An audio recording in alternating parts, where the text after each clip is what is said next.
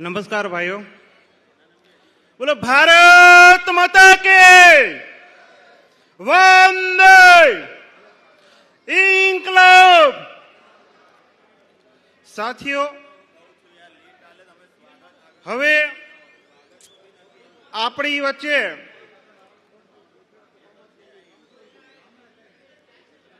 Stage ઉપર જે બિરાજમાન નેતાઓ છે એ ટૂંક સમયની અંદર આવી રહ્યા છે।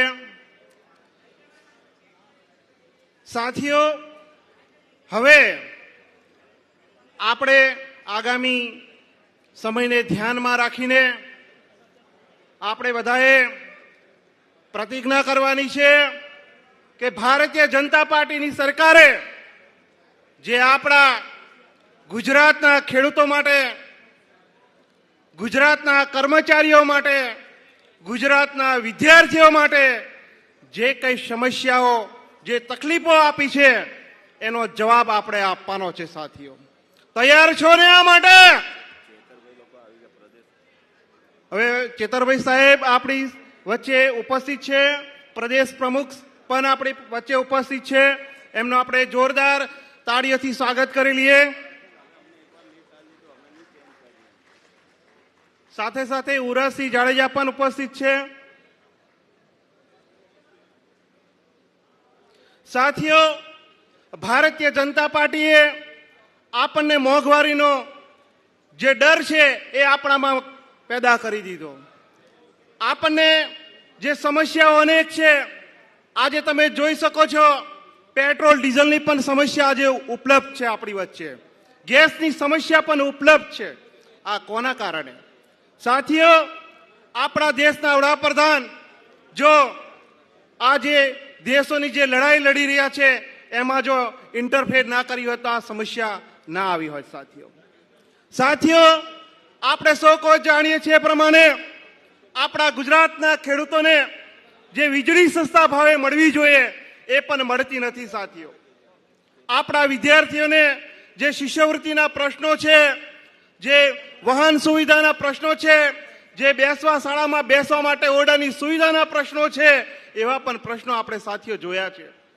આમ આદમી પાર્ટીના નેતાઓ જ્યારે જનસભાઓ કરી ગામડાઓની અંદર, ત્યારે અનેક વિસ્તારોની અંદર આપણે ઓટલે બેસીને અભ્યાસ કરતા હોય એવા વિદ્યાર્થીઓ પણ આપણે જોયા છે। સાથીઓ, છતની ઉપરથી પાણી ટપકતું હોય એવી પાટલી પર બેસીને અભ્યાસ કરતા હોય, એવું ભોજન લેતા હોય એવા વિદ્યાર્થીઓ પણ આપણે જોયા છે। સાથીઓ, તો આઝાદીના આટલા વર્ષ વીતી ગયા છતાં પણ આ ભારતીય જનતા પાર્ટીની સરકાર આપણી સુનતી નથી સાહેબ। તો આપણે એમને આવનારા સમયની અંદર આ તાલુકા પંચાયત અને જિલ્લા પંચાયતની જે ચૂંટણી આવી રહી છે એની અંદર આપણે જડબા તોડે એમને જવાબ આપવાનો છે। તો આ માટે બધા તૈયાર છો ને? તૈયાર છો? આપણે આ વખતે આમ આદમી પાર્ટીને એક બહુમતથી આપણે વિજય હાંસલ કરવા માટેના તમામ પ્રયત્નો આપણે સાથીઓ કરીશું। એ લોકો આપણી પર, આપણા કાર્યકરો પર, આપણા નેતાઓ પર, આપણા ઉમેદવારો ઉપર જે કઈ પ્રલોભનો આપે, જે કઈ સમસ્યાઓ આપણા કાર્યકરો પર ઉત્પન્ન કરે એનાથી આપણે તદ્દન વાકેફ રહીને એમનો સામનો કરવાનો છે। સાથીઓ, એ લોકો ચૂંટણી જીતવા માટે પૈસા ફેંકશે, અનગણત પ્રકારના પ્રયત્ન કરશે, પરંતુ એમાં આપણે લોભાવાનું નથી અને આપણે માત્ર ને માત્ર ઝાડુનું નિશાન આપણે દેખાય, આપણી આમ આદમી પાર્ટી સત્તામાં બેસે, તાલુકા પંચાયતના વહીવટમાં બેસે, જિલ્લા પંચાયતના વહીવટમાં બેસે એવા પ્રયત્નો સાથીઓ કરવાના છે।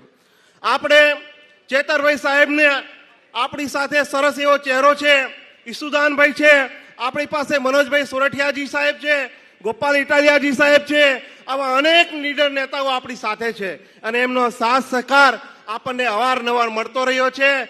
સૌથી નાનાથી માંડીને મોટા કાર્યકર સુધી પણ એમનો સાથ સહકાર આપણને મળતો રહ્યો છે। સાથીઓ, વધુ ન કહેતા ઘણા બધા આપણા વક્તાઓ છે, તો આજના પ્રસંગે આટલું કઈ મારી વાણીને વિરામ આપું છું। જય હિન્દ, જય સાથીઓ।